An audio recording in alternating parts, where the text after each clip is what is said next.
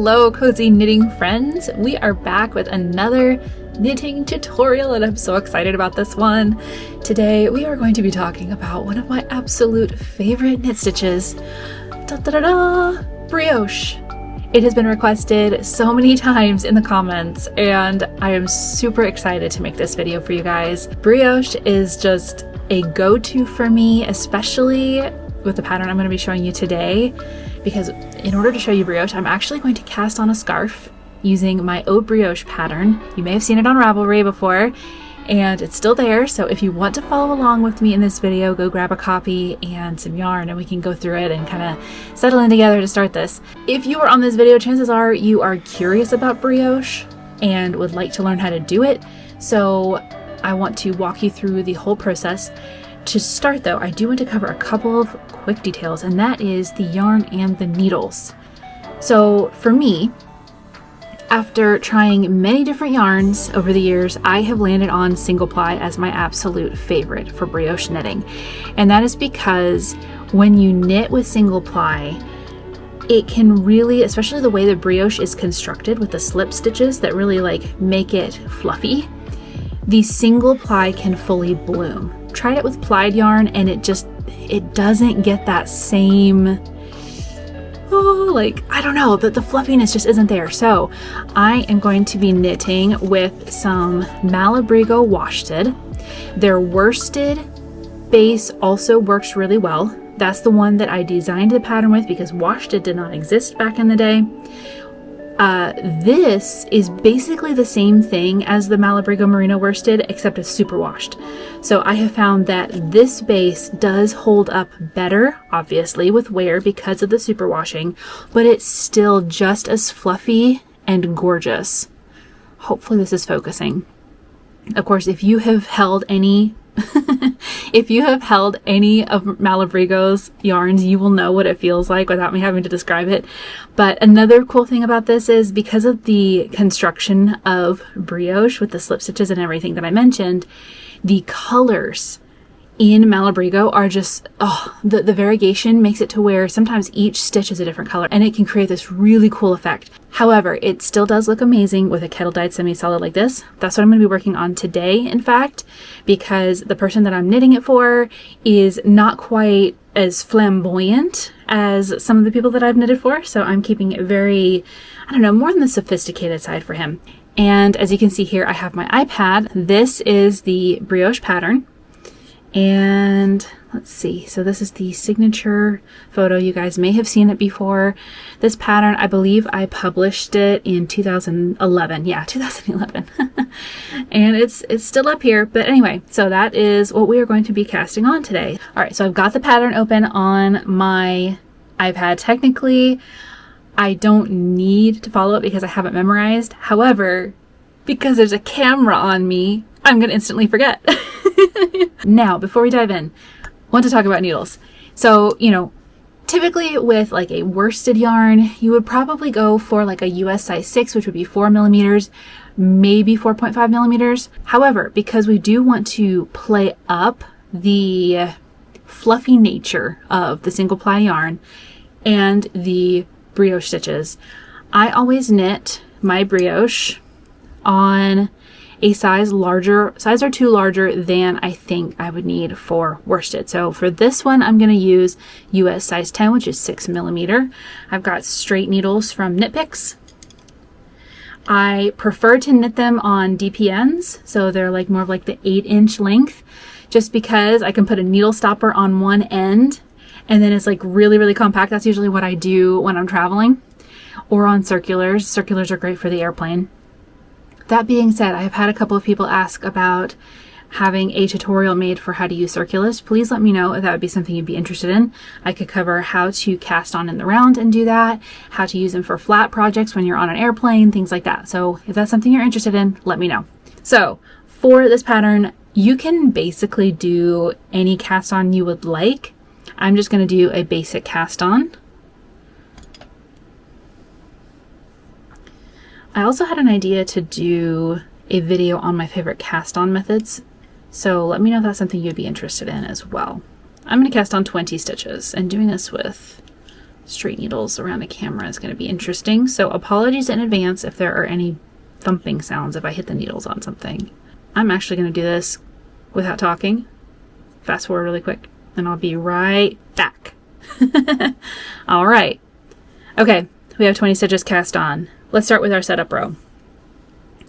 For this pattern, you're going to start with knit 2.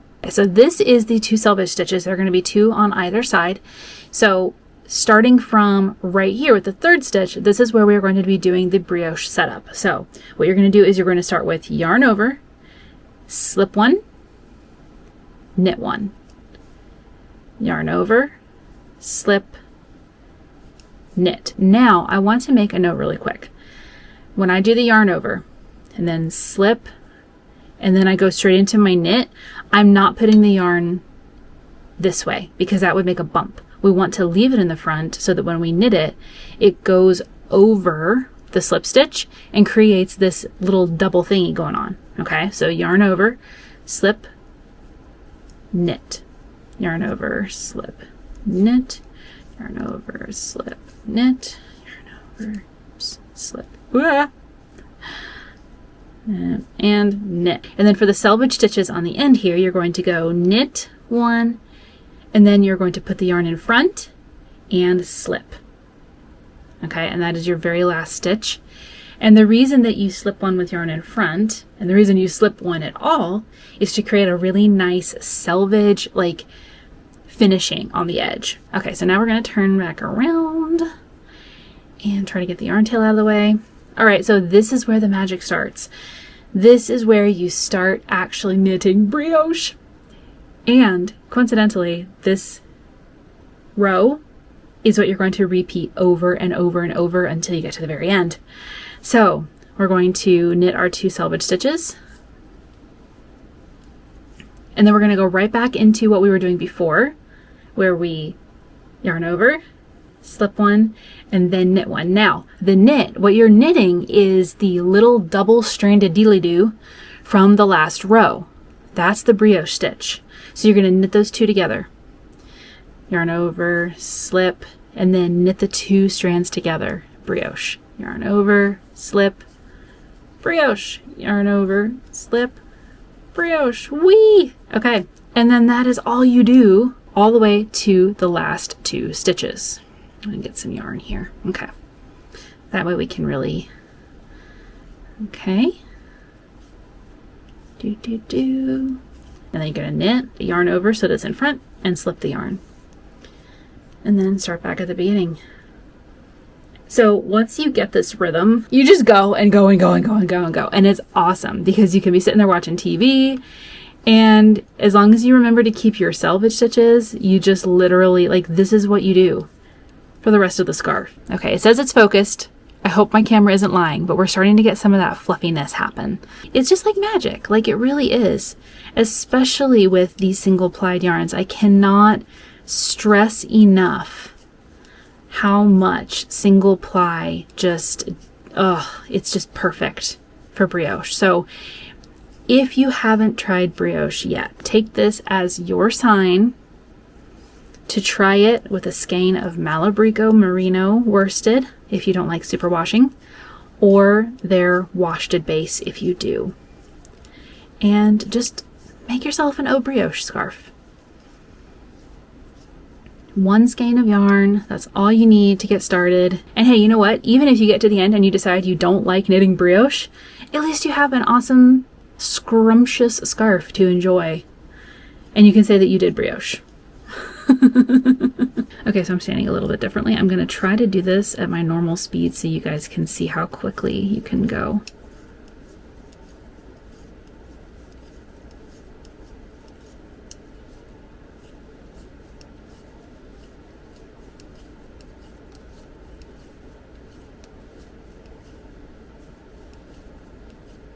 Okay, so that was my speed knitting brioche demonstration right there.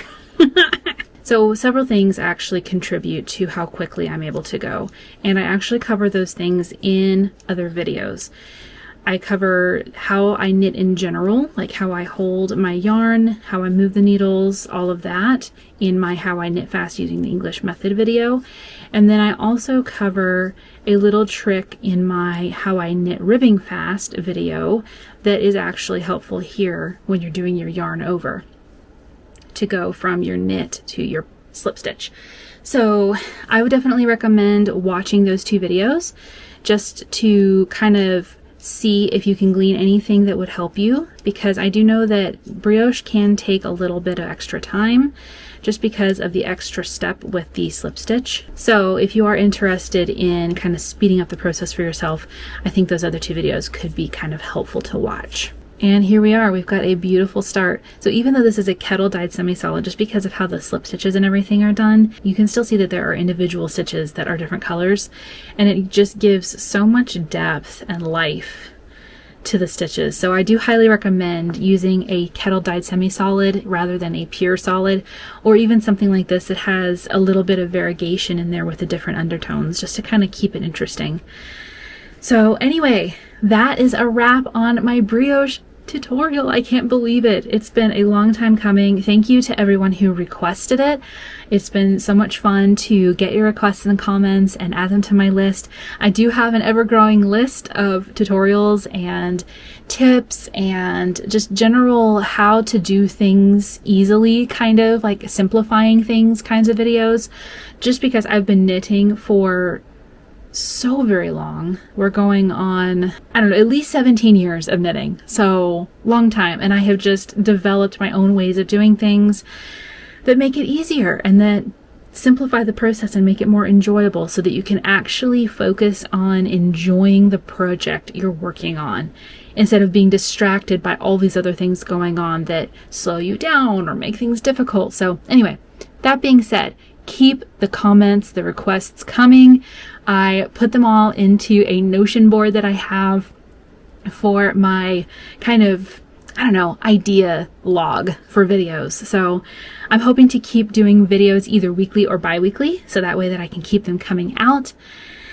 But yeah, thank you so much for hanging out with me today. I hope that this was enjoyable. Please let me know how you liked this video. And if you did make it all the way to the end, comment, "It's not bread," so that everybody is confused and wants to know why. Anyway, I will see you guys in the next video. Stay cozy and happy knitting, friends.